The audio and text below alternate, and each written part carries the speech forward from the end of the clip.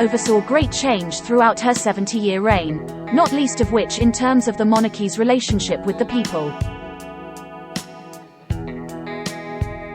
The question of the firm's cost to taxpayers arose often, yet while the Crown has long received a grant from public funds, by most estimates this was greatly exceeded in value by what the Queen gave back.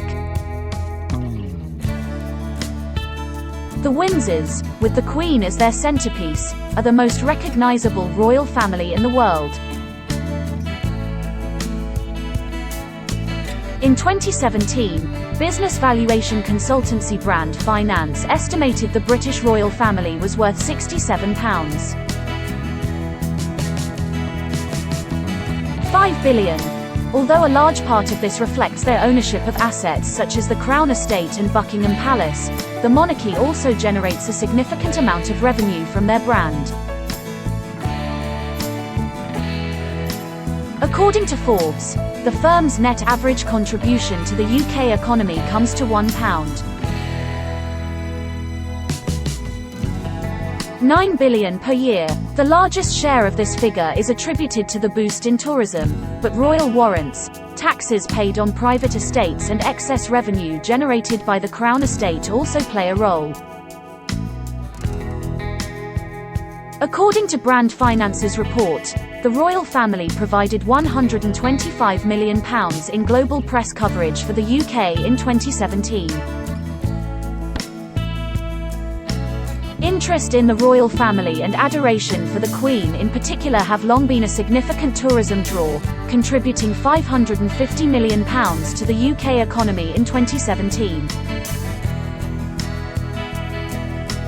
This June, the Queen's Platinum Jubilee alone reportedly generated over £6 billion as people splashed out on celebrations. Although it is hard to tease out just how many tourists travel to the country specifically because of the royal family, visitor numbers to Britain's royal residences provide a good indication. In the year leading up to the pandemic, the likes of Windsor Castle, Buckingham Palace, Clarence House, Frogmore House and the Palace of Holyrood House received a record 3,285,000 visitors. The Royal Collection Trust manages the opening of the Queen's residences to the public, as well as the Royal Collection, one of the most important art collections in the world.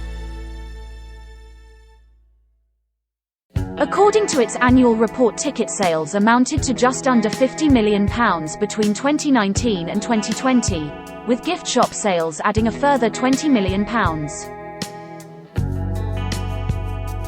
The Queen's seal of approval, in the form of a royal warrant, is also a sales boon to many high-end British products. Brand Finance Chief Executive David Haig estimates that a royal warrant can boost the holder's revenue by as much as 10%.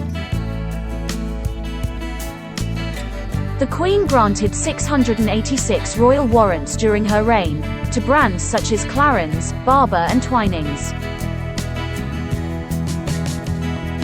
Outside of the royal family's private residences, the ruling monarch is also the custodian of the Crown Estate, a vast portfolio of properties and land throughout the UK valued at just over £15 billion in 2021. This includes the entirety of Regent Street in central London, Ascot Racecourse and around 2 million acres of agricultural land and forests, as well as over half of Britain's foreshore. In the financial year ending 2022, revenue from the Crown Estate came to £312.7 million. However, since 1760 this income has accrued to directly the Treasury, who then redistribute a fraction of it back to the monarchy in the form of the sovereign grant. Originally set at 15% of Crown Estate profits, since 2017 an additional 10% was awarded in order to fund repairs to Buckingham Palace over a 10-year period. For 2022 the sovereign grant came to around £86 million, leaving in excess of almost £230 million to the public purse. However, some argue the true cost of the royal family to the taxpayer is far higher. The sovereign grant goes towards carrying out over 2,000 official engagements each year, but does not cover security or the expense of hosting celebrations which are picked up by police forces and local authorities. The Queen also personally contributed millions to the Treasury in the form of income and capital gains taxes on her private wealth, estimated to total over £400 million at the time of her death. Balmoral Castle, where the Queen spent her final weeks over the summer, was owned by her privately, as was Sandringham House and a vast collection of artwork, jewellery and investments.